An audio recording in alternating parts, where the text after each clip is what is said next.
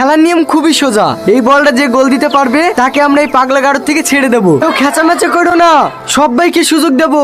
তোমরা সবাই দাগের ওপারে যাও। রেডি?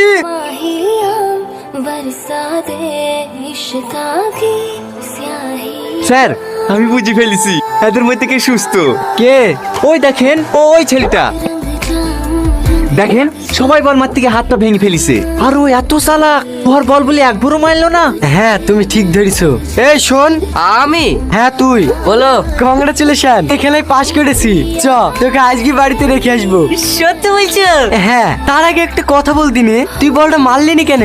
মারবো কি করি? কেউ তো বল তুলতেই পারলো না। আমি কখন থেকে হেড করে লেগে ঘুরছি। তুই লোহার বলে হেড করবি? হেড করে গোল দিতে বলছে। স্যার, হ্যাঁ বলো। 6 নম্বর রুমের পেশেন্টকে কোনোভাবেই খাওয়ানো যাচ্ছে না। কেন? স্যার নাকি ওর বয়ফ্রেন্ডের মতন দেখতে, আমাকে ছাড়া খাবে না। আরে টনি, যাও কি খাই দিয়ে আসো।